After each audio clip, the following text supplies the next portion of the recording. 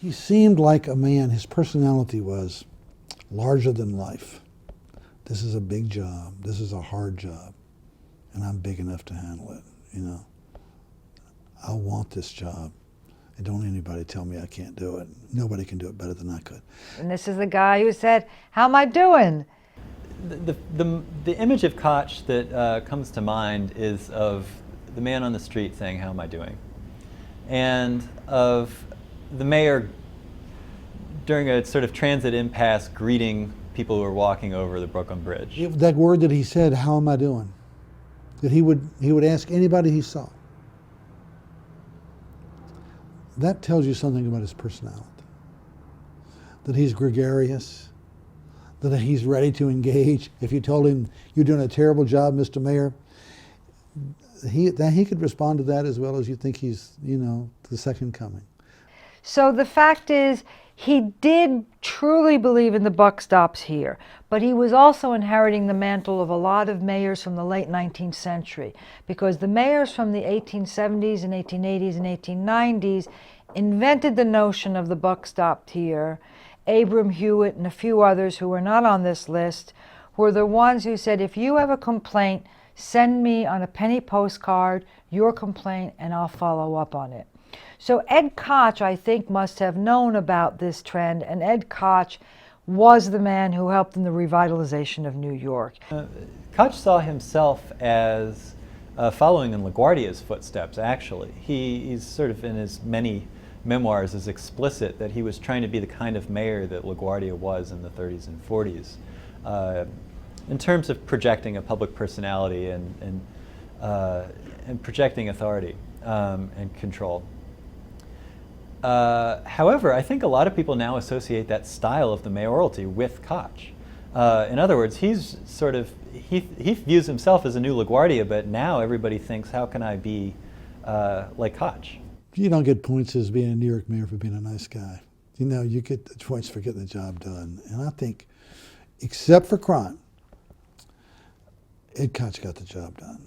With Koch, there's another element, which is you could tell, just listening to the guy, that he loved New York City.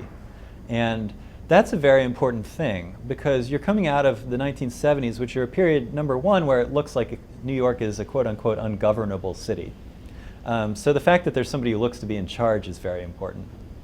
But also, it's just a very difficult period in the city's history. And to have somebody who sort of manifestly cares about New York, loves the city, feels that there's nowhere else that a person could reasonably choose to live, you know, against that sort of psychological, cultural context of the 70s is very profound.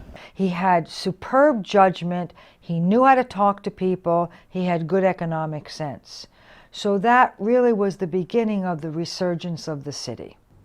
He arranged for homeless shelter more than the next 50 American cities put together in terms of money. He also chose terrific commissioners and people who worked with him. He was not beholden to special interests very much. I mean, you got to be a little bit, unless you're Mike Bloomberg and you don't have to be beholden to anybody. He also, by the way, represented an almost total break with the political machine that had existed in the Democratic Party. And New York is a Democratic town, and yet we know that Democratic mayors don't always do that well in New York. One of the things that's come to light through recent scholarship is just how much Koch did to sort of restart a politics of public investment in the 80s. Now, you know, some of this is explicitly commercial, like, you know, the remaking of Times Square starts under Koch. Some of it actually has to do with restoring public spaces after the disinvestment of the 1970s. It's under Koch that the Central Park Conservancy gets going. I think the Bryant Park renovation is then also.